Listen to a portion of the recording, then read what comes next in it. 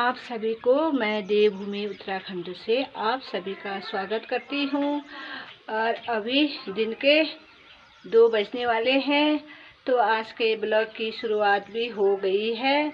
और बाकी देखिए इन पहाड़ों का मौसम, आज तो अच्छी धूप भी खिली हुई है और थोड़े थोड़े बादल दिखाई दे रहे हैं पहाड़ियों में, और धूप अच्छी सी खिली हुई है। और तो मैं मंदिर जाने के लिए हो गई हूँ रेडी। ये देखिए आज भागवत कथा का 4वां दिन है और मेरे साथ वाले हमारे गांव में 2 जगह भागवत कथा है ना, इसलिए वो अलग चले गए हैं। मैं आज अकेली हूँ और मेरे देवरानी लोग तो चले गए हैं। मैं भी अब चलती हूँ मंदिर की ओर, फिर मिलेंगे। तो गाइस देखिए मैं अकेली जा रही हूँ आज मंदिर। अजीब जैसा लग रहा है अकेले में जाना, तो मैं एक भजन गाते गाते जा रही हूँ, हनुमान भजन। मंदिर में चले आना वीर हनुमाना, मंदिर में चले आना वीर हनुमाना, तुम देरी ना लगाना वीर हनुमाना, तुम देरी ना लगाना वीर हनुमाना। मेरी मैया के टेढ़े मेढ़े रास्ते भटक मत जाना वीर हनुमाना, मंदिर में चले आना वीर हनुमाना, तुम देरी ना लगाना वीर हनुमाना। जय सिया राम। बस इतना ही उम्र मंदिर है। और क्या है तो यार यो पिटोल आ रहे हैं। अरे है नहीं मैं हंसने पे अच्छा तो गोदा का तो भिटोल आ गया हमारे ना आ रहा है आ गया ना। फिर अल्लाह आली मंदिर अल्लाह मोल दी ओ ठीक सुबह जा अल्लाह मोल तब तक हां वो विला शोभा बड़ा है नहीं कोई ना तन उला दे। अच्छा तो गोदा तो गुर भैंस ना घास पात करेल और हो चाय पान बड़ा मेहमान आरान भिटोल। तब तो हम जानू मंदिर ले और जयरान देवरान। चलिए मैं पहुंच गई हूँ हनुमान जी के गेट पर, दिखाती हूँ मैं आपको। से नौकरी की कमी है या पैसों की बाद कमी में है, मिलेंगे। बस सर कहानी बता रहे हैं पुरंजन की। फिर क्या हुआ, जब पुरंजन वृद्ध हो गया तो उस पे राक्षसों ने आक्रमण कर दिया। अब वृद्ध हो गया, अब लड़ने की क्षमता रही नहीं और पाप के कारण अपने पुत्र पौत्रादि भी भोग विलासी बना रखे थे। अब भोग विलासी आप लोग दीवारों पे देखते होंगे, स्कूलों की दीवारों पे ऐसे ही नहीं लिखते हैं, लेकिन हम पढ़ते हैं, पढ़ के आगे निकल जाते हैं। क्या लिखा रहता है? सादा जीवन उच्च विचार। क्यों लिखा रहता है बताइए? स्कूलों की दीवारों में ये थॉट क्यों लिखे रहते हैं, ये विचार क्यों लिखे रहते हैं? जीवन भले ही सादा हो, लेकिन विचार हमेशा कैसा होना चाहिए? उच्च होने चाहिए। लेकिन हम लोग ने पढ़ते थोड़े ही हैं, लिखा है तो लिखा रहने दो। ये जो विचार होते हैं स्कूलों की दीवार में ही क्यों लिखा रहता है? और एक चीज और, आप सब लोगों ने, मैं भी स्कूल गई हूँ, हम सब लोगों ने देखा होगा, जब अंदर आते हैं तो अंदर की तरफ लिखा रहता है शिक्षार्थी आइए, और जब बाहर जाते हैं तो क्या लिखा रहता है? शैवार्थी जाइए। क्या मतलब है इसका? कभी ध्यान नहीं देते हम। और ये छोटे छोटे विचार हमारे ना जीवन को परिवर्तित कर देते हैं अगर हम ध्यान दें। शिक्षार्थी का मतलब, शिक्षार्थी का मतलब क्या होता है?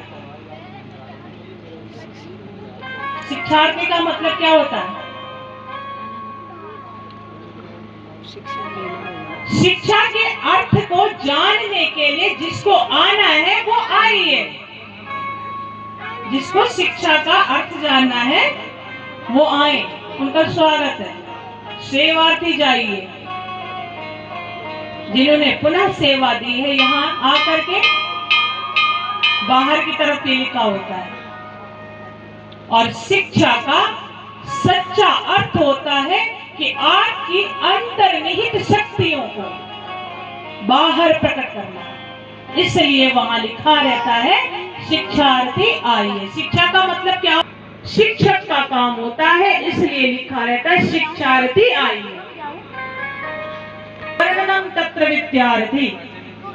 माँ बाप को खुद भी नहीं पता होता कि हमारा बच्चा किस क्षेत्र में जाएगा, लेकिन एक शिक्षक से अगर पूछा जाए तो प्रत्येक बच्चे का बता सकता है कि ये किस क्षेत्र में जाएगा। क्यों? क्यों?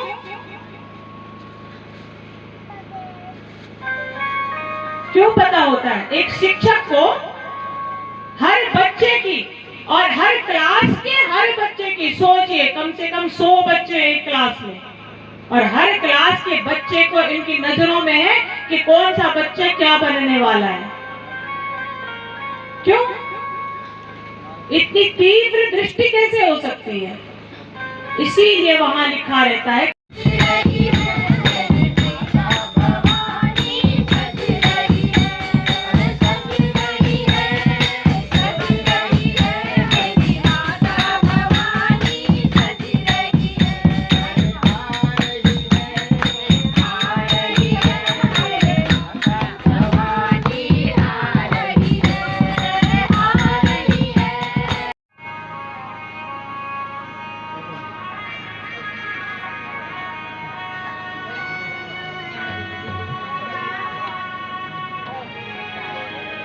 मातु शक्ति मातु मातु संकट नाशिनी है।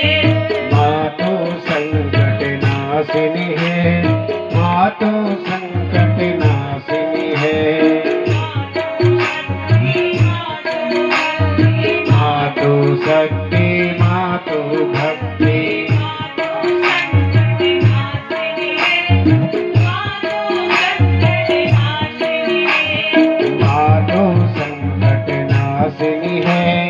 मातु संकट नाशिनी है। नाशिनी है। मातु संकट नाशिनी है।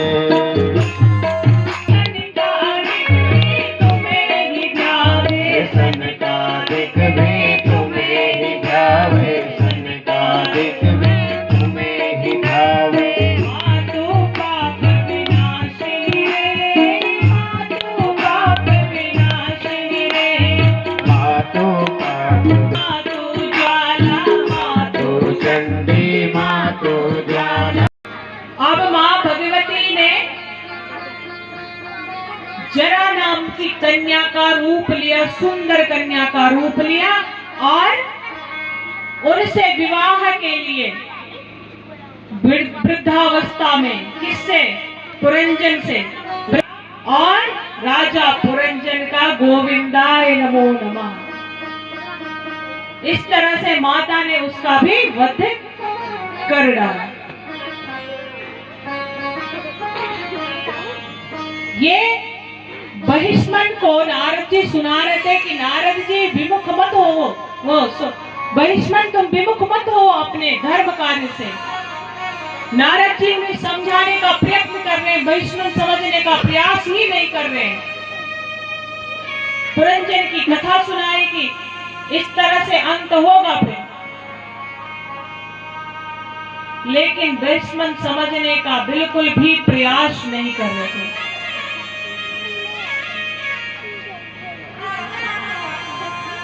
इस तरह से जब बहिष्मण नहीं समझने लगता है और उसका काम मोक्ष सब छोड़ करके भोग विलास में ही लिप्त रहने लगते हैं। समय व्यर्थ कर रहे हो, मेरे समझ में तुम्हारे आत्मज्ञान की बातें नहीं आती, कुछ भी नहीं तो देखने ही पहुंच जाएंगे। लेकिन धर्म के कार्य में सिर्फ वो आएंगे जिनके अंदर मां भगवती की प्रेरणा विद्यमान होगी। उनकी प्रेरणा के बिना यहाँ कोई आ नहीं सकता। इतने पवित्र स्थान पे कली कलुष नहीं आ सकते जब तक भावना पवित्र नहीं है। कहीं न कहीं कथा श्रवण वालों की कहीं न कहीं भावनाएं कहीं न कहीं 1% पवित्र होंगे, तब जाके यहाँ उपस्थित है। कि कोई व्यक्ति करा रहा या किसी व्यक्ति का सही कुछ नहीं है, वो ऊपर वाला करा रहा है। और हम पुण्यों के फल को बढ़ाने के लिए प्रसाद ग्रहण करते हैं। उसमें भी कलावती ने प्रसाद की अवहेलना की थी। सत्यनारायण की कथा सुनी होगी। और प्रसाद न ग्रहण करने की वजह से नाव ही पानी में डूब गई। यह लुप्त हो गई माया के चक्कर से, प्रभु की कृपा से। फिर घर गई, फिर प्रसाद पाया, फिर जाके नाव ऊपर आई। इतनी बड़ी ताकत प्रसाद में होती, मात्र प्रसाद में। अब जो पुराण सुन रहे हो तो उसकी कितनी बड़ी ताकत होगी। ये मात्र प्रसाद की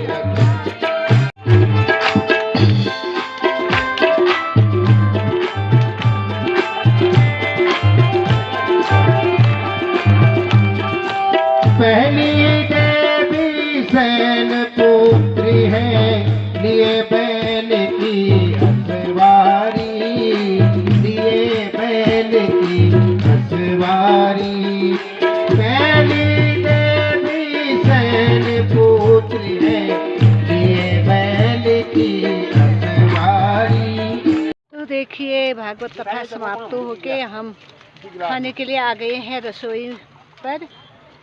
देख सकते हैं खा रहे हैं पंडित जी लोग और हम भी खाने की तैयारी में है। ये देखिए गर्मा गर्म रोटी सब्जी और क्या है रहता झोली झोली बना रखी है। और शेरी नमा खेतों में देखिए शेरी नमा खेतों में बैठ के खाने का आनंद ले रहे हैं।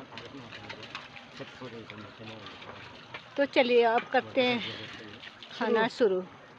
तो खाया शामिल खान है जो हमारे भोजन पान भोजन कर बैठ ले बर्तन धो जाने का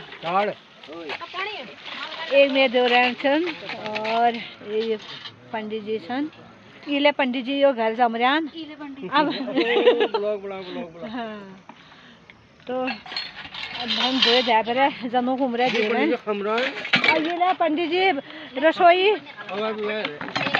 मास्टर पंडित जी खमरान आल। तो गाइस मैं पहुंच गई हूँ मंदिर से अपने घर पे। तो अब बदलती हूँ मैं कपड़े वपड़े साड़ी वाड़ी तो फिर धोती हूँ। तो दोस्तों अभी रात के 9 बजे हैं तो आज का ब्लॉग यहीं पर एंड करती हूँ। तो फिर अगले ब्लॉग पर मिलेंगे। Bye good night.